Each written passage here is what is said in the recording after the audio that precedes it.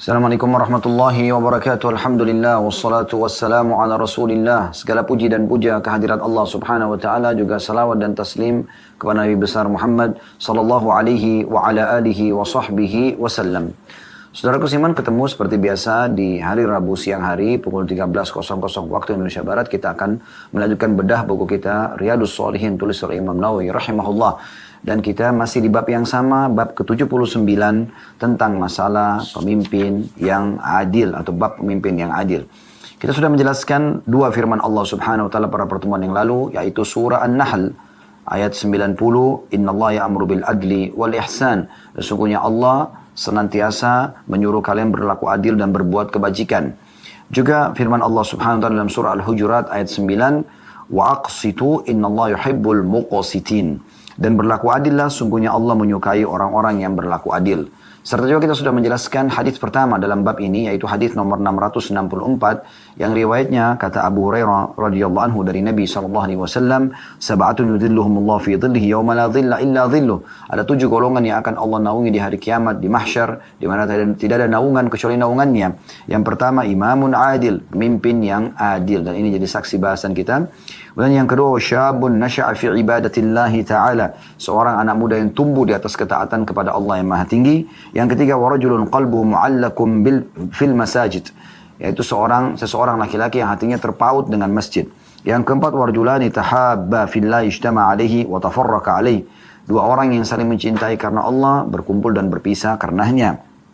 Yang kelima, warajulun da'atuhum ra'atun dhatu mansibin wa jamal faqala inni akhafullah, seseorang laki-laki yang diajak berzina oleh seorang wanita yang memiliki kedudukan dan kecantikan, kemudian dia mengatakan aku takut kepada Allah. Yang keenam, rajulun tasaddaqa bi shadaqatin fa akhfaha hatta la ta'lama shimalu ma tunfiqu yaminu, seseorang yang bersedekah dengan tangan kanannya dan yang dia sembunyikan dan rahasiakan sampai-sampai tangan kirinya tidak mengetahui. Kemudian yang ketujuh yang terakhir, rajulun dzakarallaha khalian fa fadat ainahu, sesungguhnya atau seseorang laki-laki atau seorang wanita pun masuk di sini yang mengingat Allah sendirian kemudian meneteslah air matanya. Jadi saksi bahasan kita tentang golongan pertama Allah selamatkan untuk pemimpin yang adil. Kembali kami ingatkan teman-teman sekalian, bila seseorang Allah amanahkan menjadi pemimpin dari sesuatu yang paling sederhana dan kecil, misalnya dia menjadi pemimpin di rumah tangganya, sebagai suami pemimpin terhadap istri dan anaknya, sebagai istri pemimpin terhadap anak-anak dan juga harta atau rumah ditinggalkan oleh suaminya, pembantu pada harta majikannya misalnya, dan sampai lingkup yang lebih besar daripada itu, mungkin instansi, ya, kepala instansi, kepala divisi di instansi itu jadi pemimpin dan dia menaungi beberapa orang misalnya. Kemudian lebih besar lagi lingkupnya, misalnya masuk ke lembaga pemerintahan, misalnya dari jajaran RT, RW, ya, kemudian masuk ke lurah, camat, kemudian bupati atau wali kota, gubernur, kemudian masuk ke menteri, dan akhirnya pemimpin tertinggi negara yaitu presiden ataupun seorang raja. Maka semua ini akan menjadi sumber pahala bagi orang yang menjalankan amanahnya dengan benar, atau sumber musibah dan hukuman dari Allah SWT akan datang kepadanya bila dia salah gunakan amanah tersebut. Dan ini sudah kita panjang lebar jelaskan pada pertemuan yang lalu, ya. Berapa banyak ya orang yang menjadi pemimpin dan dia menggunakan sebaik mungkin jabatan dia justru untuk maslahat umum, ya, untuk maslahat umum, untuk kebaikan yang merata, semua orang merasakan kebaikannya, kemakmuran, ya, datang kepada mereka karena kebaikan kebijakan dari seorang pemimpin, akhirnya dia panen pahalanya semua. Bukankah seorang presiden ataupun raja atau mungkin lingkup para menteri, misalnya gubernur, wali kota, bupati misalnya, punya wewenang?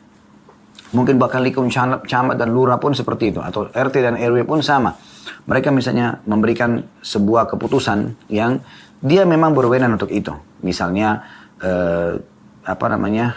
kerja sama gotong royong warga misalnya,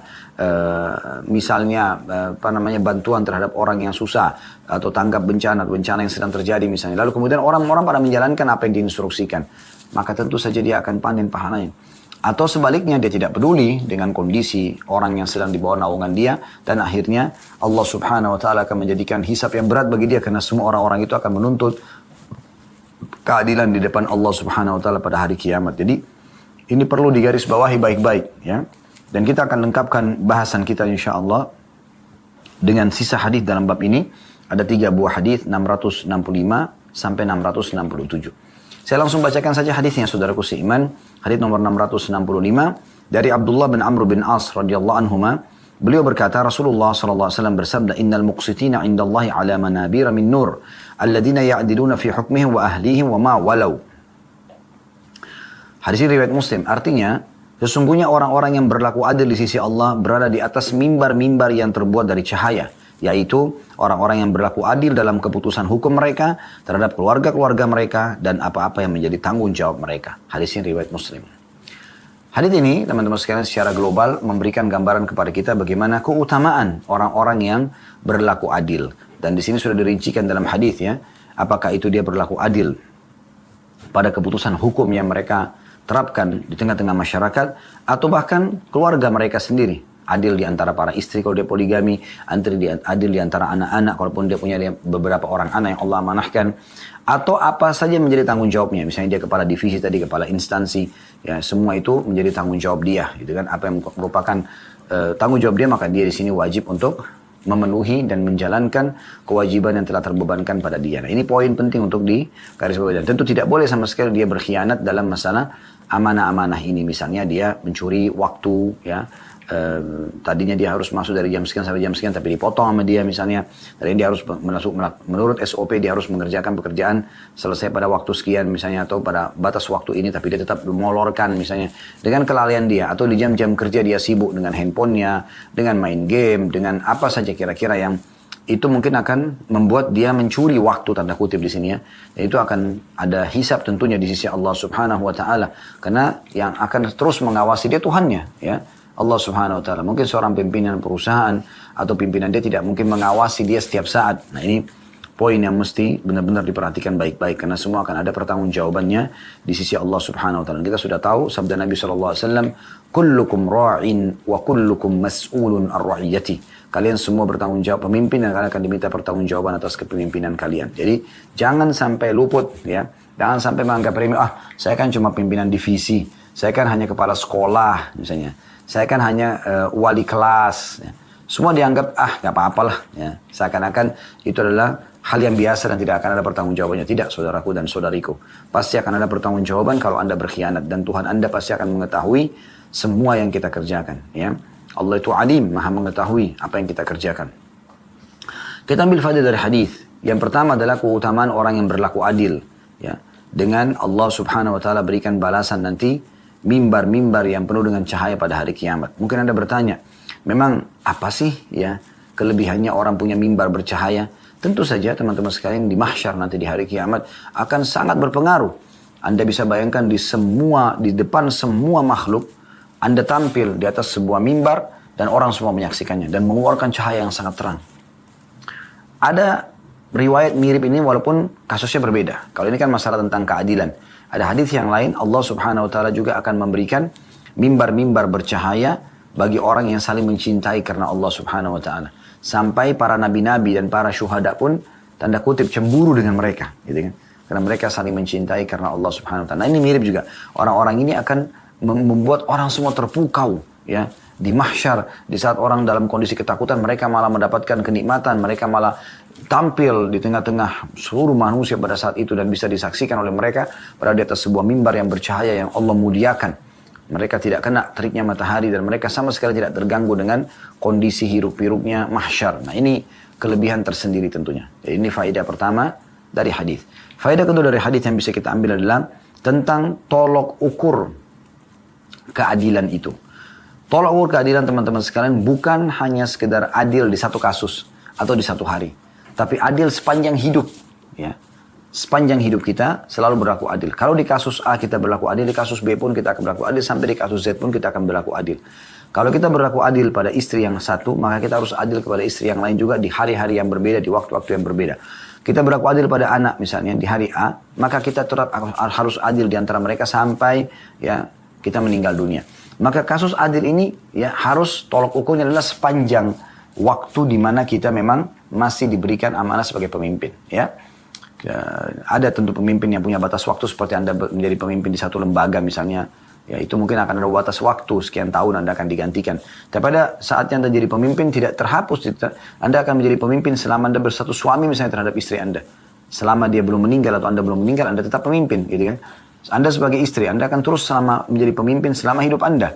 Ya, selama suami Anda masih hidup dan juga anak-anak Anda masih ada, Anda pemimpin di rumah suami dan juga anak-anak. Pembantu selama dia bekerja, dia juga akan selalu menjadi pemimpin dia terhadap harta majikannya. Dia harus menjaga dengan rapi sofa, meja-meja, kursi, lemari, nggak boleh dirusak misalnya. Dia harus jaga sebagai amanah. Nah, ini semua poin penting yang harus digarisbawahi tentunya.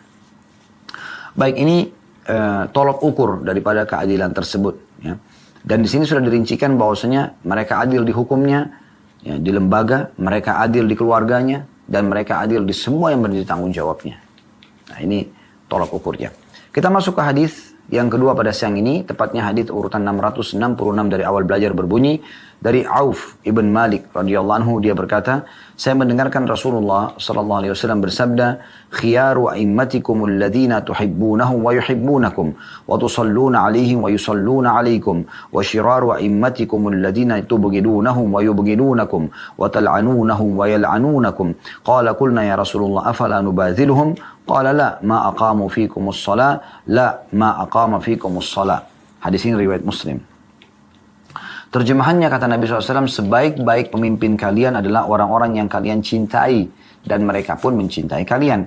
Serta kalian mendoakan mereka dan mereka pun mendoakan kalian. Sedangkan sejelek-jelek pemimpin kalian adalah orang-orang yang kalian membenci mereka dan mereka pun membenci kalian. Serta kalian melaknat mereka dan mereka melaknat kalian. Auf berkata, radhiyallahu anhu, kami bertanya, wahai Rasulullah, apakah pemimpin yang tidak baik itu? Ya. Apakah kita tidak membangkang saja kepada pemimpin yang tidak baik itu atau kepada mereka? Maka Nabi SAW mengatakan tidak atau jangan selama mereka menegakkan sholat di tengah-tengah kalian. Jangan atau tidak selama mereka menegakkan sholat di tengah-tengah kalian. Jadi 2 kali Nabi SAW ulangi. Baik, hadis ini teman-teman sekalian kita bisa fahami langsung dari letter-letter lafadznya ya.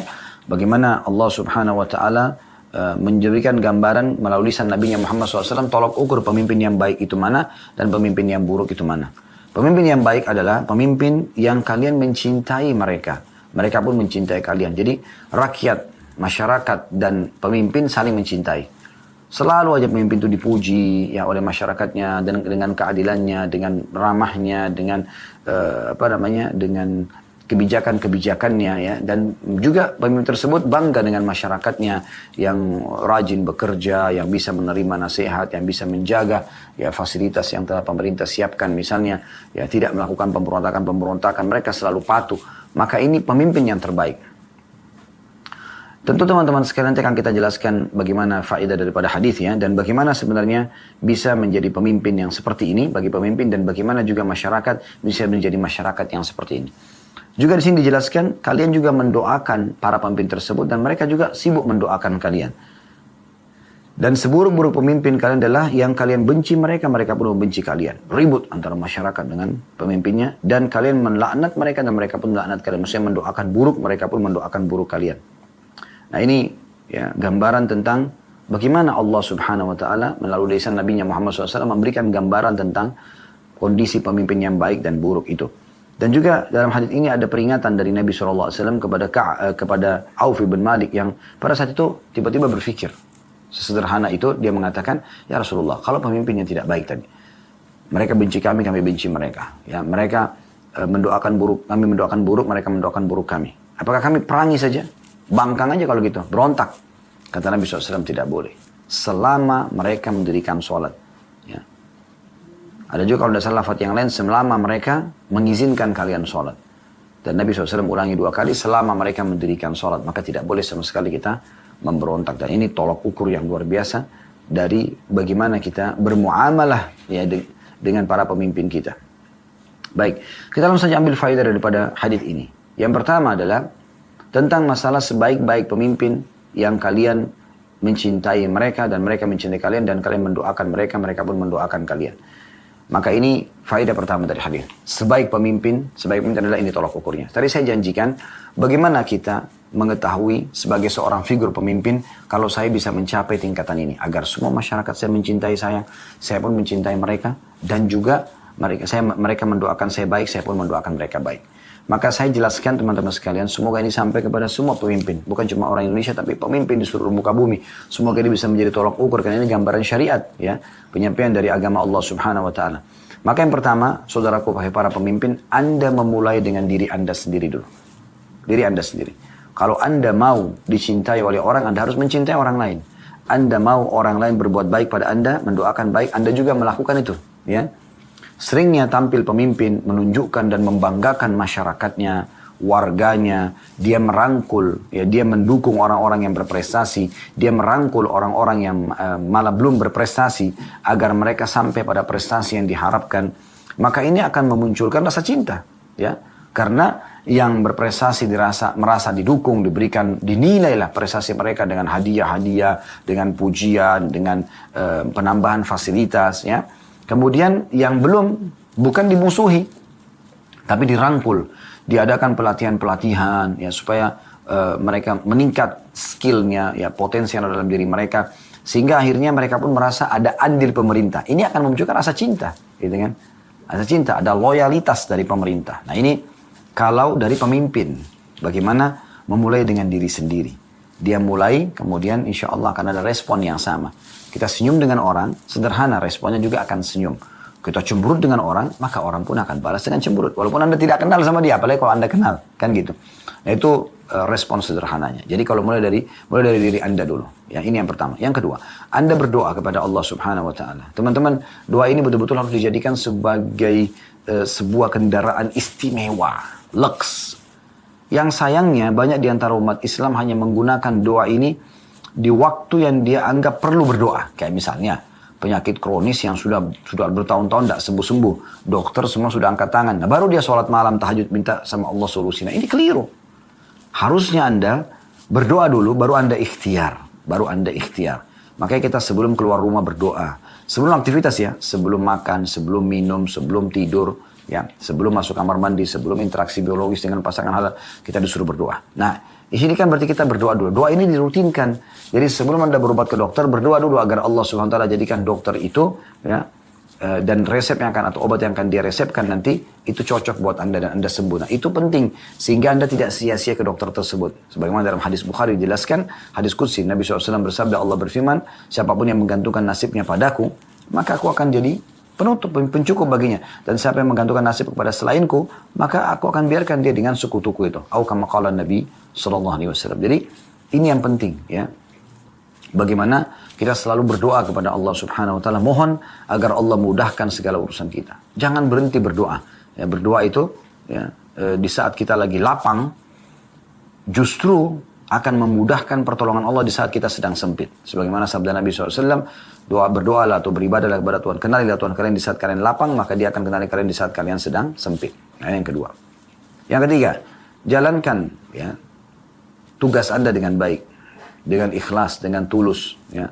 Sebagai pemimpin, Anda bukan sibuk malah menambah harta, ya, malah lebih eksklusif, tidak interaksi dengan bawahan-bawahan Anda. Ini semua akan berpengaruh terhadap cinta masyarakat, ya. Tapi kalau pemimpin itu selalu berbaur dengan masyarakat, ya, selalu menunjukkan ini loh hak kalian, ambillah, ini loh tugas saya maka saya jalankan, nah, seperti itu. Biarkan nanti Allah punya cara membuat mereka menilai. Jadi jalankan tugas Anda. Berikan hak-hak warga Anda. Maka sesederhana itu insya Allah. Ini otomatis akan, ya, juga akan mendatangkan cinta mereka. Gitu kan? Kemudian yang keempat, yang terakhir adalah bagaimana Anda menikmati fasilitas yang sudah disiapkan saja. Tidak berlebihan. Artinya, jangan Anda tadi saya katakan menjadikan ini sebagai ajang menumpuk harta misalnya. Yang mampu memimpin, maka semua ini harus dimiliki. Ini begitu dan begitu. Ini tidak ada, ya. Dan Anda harus menjalankan, menepati semua janji-janji Anda. Anda sudah janji pada masyarakat apa pada saat kampanye, Anda harus jalankan itu. Sehingga muncul rasa cinta mereka. Dan ini menjadi tolok ukur dalam agama sebaik-baik pemimpin yang kalian, ya, mencintai mereka dan mereka mencintai kalian. Nah, ini dari sisi kepemimpinan, ya. Nah, sekarang kita ke warga. Kalau tadi pemimpinnya bagaimana supaya dicintai oleh masyarakatnya, sekarang kita masyarakat supaya dicintai oleh pemimpinnya. Yang pertama, taat. Sebagai masyarakat taat kepada pemimpin, ya. Dan Nabi SAW dan Allah SWT sudah mengatakan, ya ayyuhalladzina amanu athi'ullaha wa athi'ur rasul wa ulil amri minkum. Hai orang beriman, taatlah kepada Allah, taat kepada Rasul, dan taat kepada para pemimpin kalian. Ini taat. Dan Nabi SAW mengatakan, ya, tolak ukur taat adalah selama bukan maksiat. La ta'ata illa fi ma'ruf, kata Nabi SAW. Tidak ada taat kecuali pada hal yang ma'ruf. Dalam riwayat, dan la ta'ata li makhlukin fi ma'siyati khaliq. Tidak ada ketaatan pada makhluk yang berbuat maksiat kepada sang pencipta. Maka ini taat. Taat rambu-rambu lalu lintas, taat peraturan-peraturan yang ada, ya. Sehingga tidak bermasalah dengan pemerintahnya. Pemerintah juga tahu sudah menerapkan sebuah peraturan-peraturan apalagi untuk maslahat umum enggak dilanggar, gitu kan? Bukan sengaja cari masalah ini, ya. Ini yang pertama. Yang kedua, ya, Anda selalu mendoakan juga, mendoakan hal-hal yang baik kepada para pemimpin. Supaya responnya juga pemimpin akan mendoakan. Ya Allah, berikanlah hidayah pemimpin kami. Ya Allah, mudahkanlah dia untuk memberikan memakmurkan negara. Ya Allah, mudahkanlah dia untuk menjadi seorang sosok mukmin atau pemimpin mukmin yang taat kepadamu dan juga menjalankan tugasnya dengan baik. Kita berdoa. Di Masjidil Haram dan Masjid Nabawi Madinah, bahkan hampir seluruh masjid Saudi, ya di Saudi yang kami ketahui itu selalu mendoakan kebaikan buat pemimpinnya. Gitu. Nggak ada orang yang sempurna. Kalau Anda hanya tahu melihat kekurangan pemimpin di mata Anda, tanda kutip ya, karena belum tentu itu jelek atau kurang di mata orang lain atau di mata pemimpin itu sendiri. Tapi ditolak ukur Anda ini kurang nih pemimpinnya. Retorika bicaranya kurang, misalnya orangnya belum pernah saya ketemuin, apalah segala macam alasan. Maka ini tidak bisa jadi tolak ukur. Bisa jadi tolak ukur. Keliru kalau yang jadi tolak ukurnya, ya. Ini harus difahami baik-baik. Mohon maaf. Jadi Anda doakan para pemimpin tersebut kebaikan, ya. Dan insya Allah, bila Allah kabulkan doa Anda, semua keputusan yang akan diambil setelah dia jadi baik, Anda akan panen pahalanya. Nah ini, ya, langkah yang kedua agar Anda dicintai oleh para pemimpin tersebut. Ya. Yang ketiga, tidak menghina para pemimpin. Tidak mencari-cari kesalahan mereka. Ini penting sekali. Kata Nabi SAW, man ahana amirahu ahanahullah. Dalam hadis riwayat Ahmad. Siapa yang menghina pemimpinnya, maka Allah akan hinakan dia. Ya. Dan tidak boleh kita hina-hina pemimpin. Hina fisiknya, hina kulitnya, dibuatlah karikaturnya. Dihina-hina. Kenapa harus menghina pemimpin? Siapa Anda untuk hina pemimpin Anda? Allah Subhanahu wa Ta'ala menjadikan, ya, dia sebagai pemimpin Anda. Dan yang kami ketahui adalah tolok ukurnya pemimpin itu adalah dari masyarakatnya. Nah ini yang poin keempat yang terakhir juga kan tadi pemimpin 4, ini juga masyarakatnya 4. Nah adalah Anda harus tahu. Jadikan bahan introspeksi diri. Kalau pemimpin yang memimpin Anda zalim, berarti di tengah-tengah masyarakat banyak kezaliman. Kalau yang memimpin Anda adalah orang yang adil, orang yang baik, maka tengah-tengah masyarakat baik, itu tolak ukurnya. Makanya kita mulai perbaikin dari diri kita sebagai masyarakat, Allah akan datangkan pemimpin yang ideal. Ya. Gak bisa datang pemimpin yang ideal dari tengah-tengah masyarakat yang memang bobrok dasarnya. Gak mungkin. Nah ini tolak ukurnya. Ya. Jadi ini faedah yang pertama dari hadis, sebaik-baik pemimpin. Ya. Dan bagaimana agar mereka yang dicintai oleh warganya juga mencintainya. Nah, kita sudah jelaskan bagaimana dengan 4 poin pemimpin itu dicintai oleh masyarakatnya dan didoakan kebaikan. Begitu juga ya masyarakat bagaimana supaya dicintai oleh pemimpinnya dan akhirnya terjadilah ya sinkronisasi di sini antara cinta pemimpin pada masyarakat, masyarakat pada pemimpinnya. Faedah kedua dari hadis, ya pentingnya setiap orang berdoa kebaikan. Doakan kebaikan, doakan kebaikan. Selalu itu. Tolok ukur itu lisan kita selalu mengucapkan kebaikan, ya. Jangankan teman-teman sekalian di depan kita tuh orang baik. Dia selalu berbuat kalau kita mengatakan ya Allah berkahilah, tambahkanlah perbuatan baiknya. Orang buruk saja dianjurkan doakan kebaikan. Ada sebuah kisah dinukil oleh Ibnu Katsir rahimahullah. Dan ini kisah tentang sikap Umar bin Khattab radhiyallahu anhu terhadap seorang warganya. Ya. Warga ini kebetulan datang dari negeri Syam dan orangnya sangat kuat, kekar, secara fisik sempurna gitu. Datang kepada Umar bin Khattab lalu ngobrol gitu kan. Nah pada saat sudah ngobrol gitu kan, tak lama kemudian orang itu hilang. Nah Umar bin Khattab ini salah satu ciri khasnya, beliau suka sekali kalau ada orang yang datang di majelisnya menceritakan tentang pengalamannya, sehingga banyak hal-hal baru yang didapatkan gitu kan. Dan juga beliau jadi tahu ada masalah apa yang sedang terjadi di masyarakat, sehingga beliau ya jadikan itu sebagai sebuah poin yang harus diperbaiki oleh pemerintah. Yang seperti itulah, supaya tidak lagi terjadi gemuruh di tengah-tengah masyarakat. Nah kebetulan orang ini hilang, lama nggak ada. Umar bin Khattab tanya, mana orang yang biasa datang itu si fulan? Maka orang-orang di sekitarnya Umar mengatakan, dia sudah jauh ya wahai Amir Mukminin, dia sudah mabuk-mabukan, sudah terjerumus dalam dosa.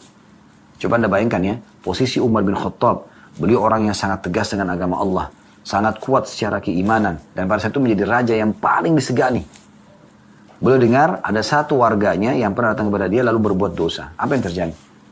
Bukankah Umar bisa saja langsung hukum dia, tangkap dia, supaya jangan jadi jamur yang merusak, maksudnya sini ya yang merusak ya, maaf tanda bahasa jamur yang mungkin dia menjadi sesuatu yang menjamurkan mungkin ya kemaksiatannya ke tengah-tengah masyarakat.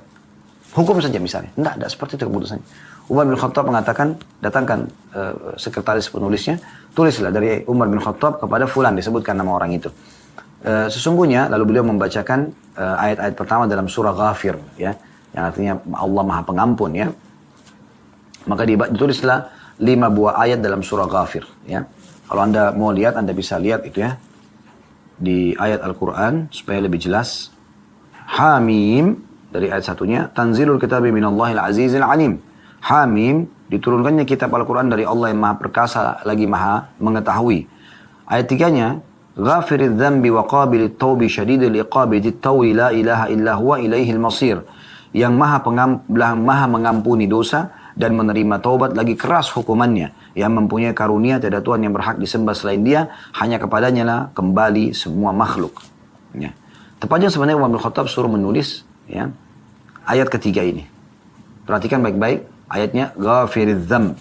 Allah itu maha pengampun dosa. Jadi seakan-akan Umar mewasiatkan kepada orang tersebut, saya tahu nih kau buat dosa, tapi Allah itu maha pengampun. Maksudnya seakan-akan mengajak ayat taubat, gitu kan? Wa qabilit taubi, dia akan menerima taubat hamba-hambanya.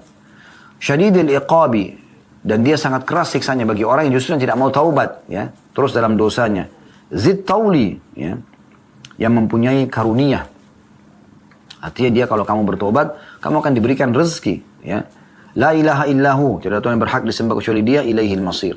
Kepadanya lah, ya, semua makhluk akan dikembalikan. Waktu surat itu sampai kepada orang yang tadi, ya, bermaksiat kepada Allah Subhanahu wa taala itu, lalu mengatakan, ya, telah sampai kepadaku peringatan Tuhanku, dia mengingatkanku agar aku bertobat melalui Umar, dan kemudian juga mengingatkanku akan menghukumku. Lalu kemudian dia menjadi baik orang tersebut. Dia taubat nasuha, dia menjadi baik. Waktu sampai kepada Umar radhiyallahu anhu informasi tersebut, maka beliau mengatakan, beginilah kalian harus melakukannya. Jadi, bagaimana teman-teman sekalian di saat kita melihat ada seseorang melakukan pelanggaran, daripada kita mendoakan keburukan, semoga Allah binasakan, semoga Allah matikan, semoga Allah hukum, ya, maka kita doakan kebaikan. Doakan kebaikan kepada dia. Ajak dia bertaubat, karena mereka butuh untuk ya diajak bertaubat. Kalau anda tidak terjerumus dalam dosa tersebut, Allah selamatkan anda. Tapi anda juga dianjurkan menyelamatkan orang lain. Sampai kepada anda tentang seseorang buat dosa, untuk anda luruskan kesalahan itu dan menjadi ajang pahala buat anda. Bukan justru jadi ajang kebencian, nyari-nyari kesalahan orang, memboikot dan segala macam. Itu tidak benar. Ya. Nah ini poin luar biasa pentingnya. Jadi faedah dari hadis adalah bagaimana mendoakan kebaikan. Ucapkan yang baik-baik. Ajak orang untuk taubat. Jadi kalau pemimpin dalam kondisi salah, bukan dihina-hina di pinggir jalan, di medsos. Kata Nabi SAW, siapa yang melihat sesuatu yang tidak dia suka dari pemimpinnya, maka dia datanglah berbicara 4 mata misalnya. Kemudian membahasakan baik-baik. Kalau sudah sampai, dia sudah sampaikan, diterima. Alhamdulillah itu target. Dia tidak diterima, dia sudah lepas tanggung jawab depan Allah hari kiamat. Mungkin anda mengatakan, bagaimana caranya Ustaz saya sampaikan bahasa saya? Baik, kalau anda yakin anda tidak bisa sampai, anda diam saja. Ya, tidak usah ikut campur. Nanti biar yang memang punya wewenang yang akan menyampaikan. Ya. Yang bisa sampai, anda tinggal berdoa kepada Allah SWT, semoga Allah berikan hidayah, itu sudah cukup. Itu yang dimaksud dengan doa. Sama dengan anda menghadapi istri yang memiliki sifat-sifat yang kurang baik, doakan. Suami, doakan. Anak-anak, doakan. Kebaikan semua. Mertua, orang tua, teman, atasan, bawahan, tetangga, semua doakan kebaikan. Ya Allah berikan hidayah, ya Allah perbaiki, ya Allah begini. Ya. Lalu kemudian ajak dia untuk menyadari kesalahannya dengan ajak bertaubat kepada Allah SWT. Siapa tahu? Kita tidak pernah tahu, subhanallah, dari sisi mana penyampaian kita yang Allah jadikan itu sebab tersentuhnya dia secara keimanan sehingga dia taubat. Nah ini penting, ya. Faedah ketiga dari hadis adalah tentang tolok ukur daripada buruknya seorang pemimpin. Tadi kan poin pertama tolok ukur baiknya seorang pemimpin, ya. Sekarang buruknya seorang pemimpin, yaitu yang kalian benci dan mereka juga membenci kalian. Kalian melaknat, mereka juga melaknat kalian. Nah ini tolak ukurnya. Berarti buruk sekali pemimpin kalau dia benci masyarakatnya. Akhirnya masyarakat juga membenci mereka. Gitu kan? Selalu ada kebijakan-kebijakan yang memojokkan masyarakat, mengambil hak mereka, menahan hak mereka, ya, membebankan di atas daripada kewajiban mereka misalnya. Nah ini mengurangi fasilitas, ya, dan segala macam ini akan membuat masyarakat membenci. 5 tahun dia menjabat tidak terlihat perubahan apapun yang dia bisa berikan untuk masyarakatnya. Padahal 5 tahun luar biasa. 1 tahun 365 hari kali 5 tahun.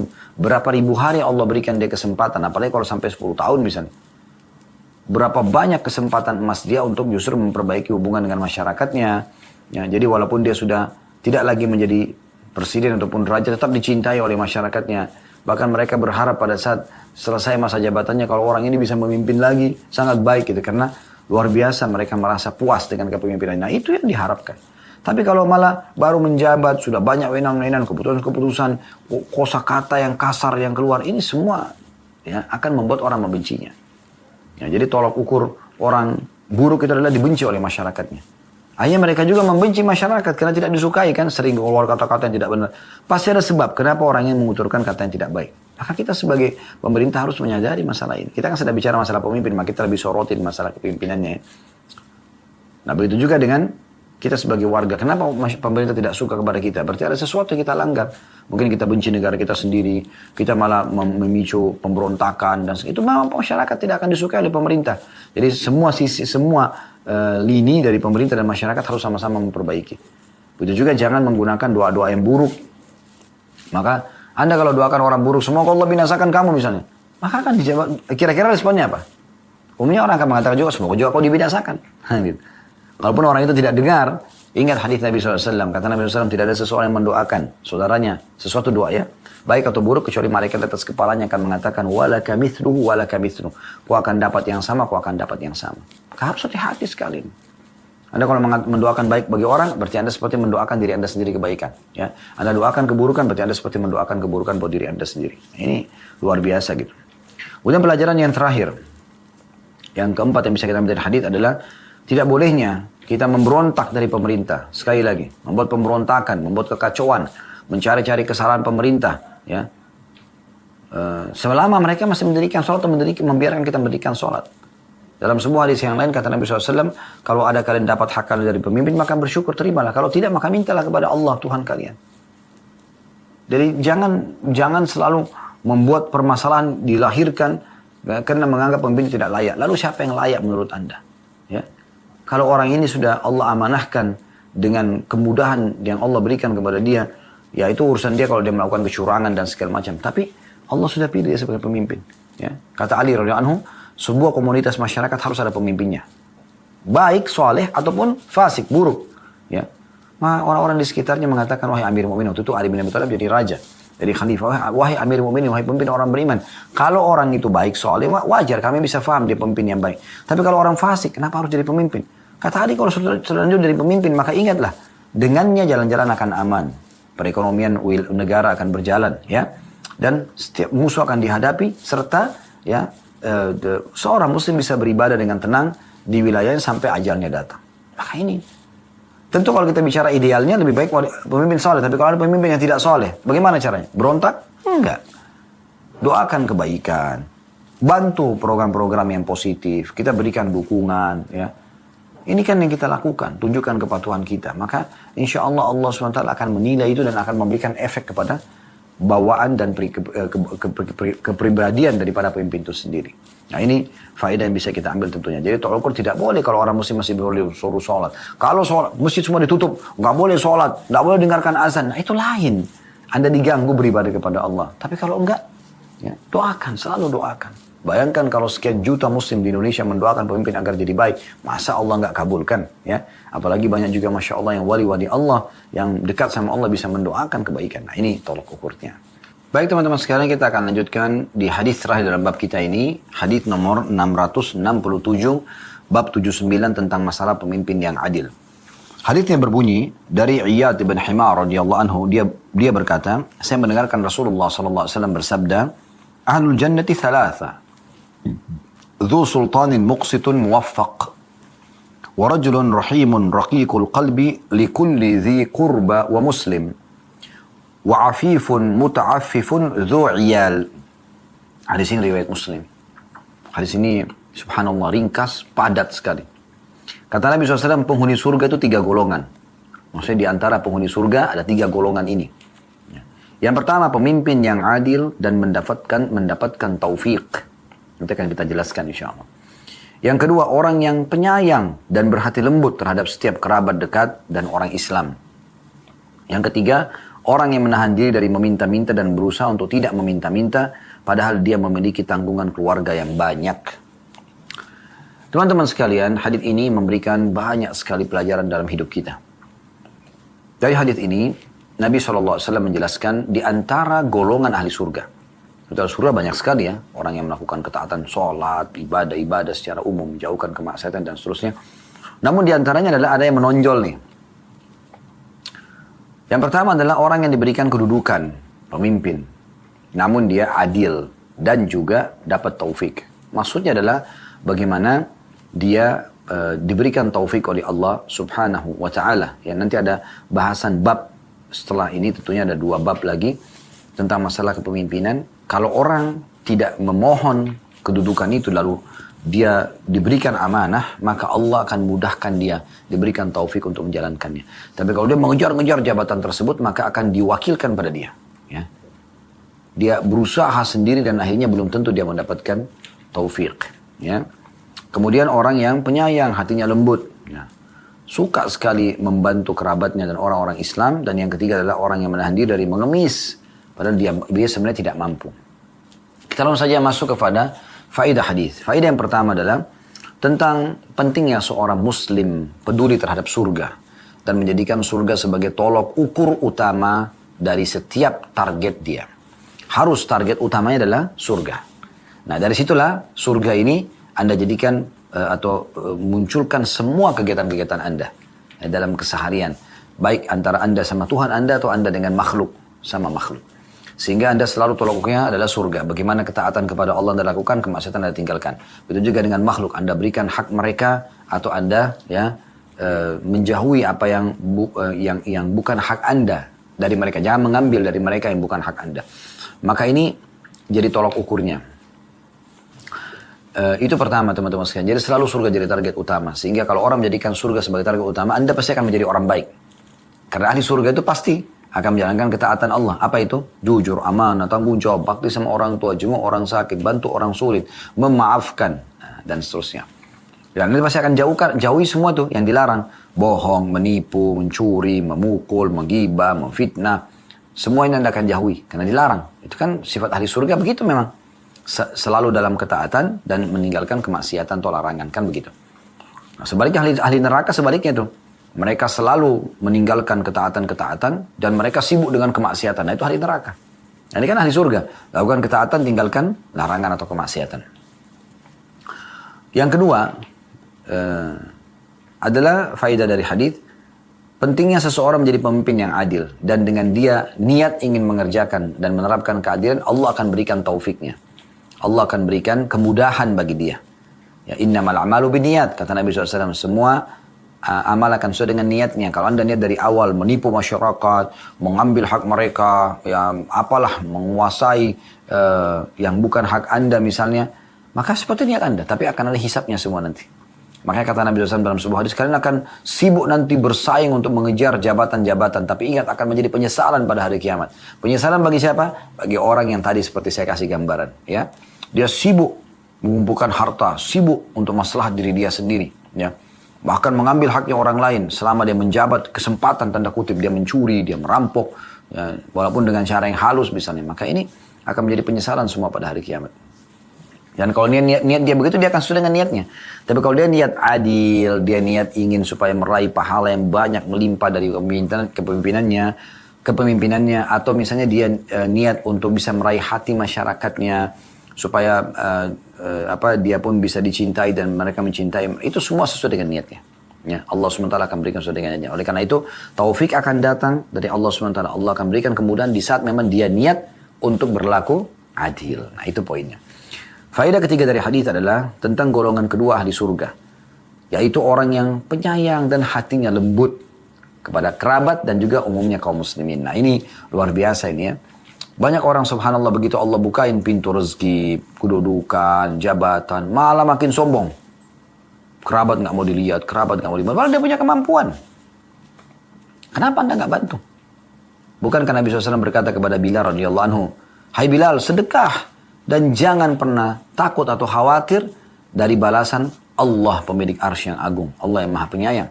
Ya, Allah melihat amal-amal kita, Allah melihat sedekah kita dan Dia akan menilai itu. Tidak usah khawatir.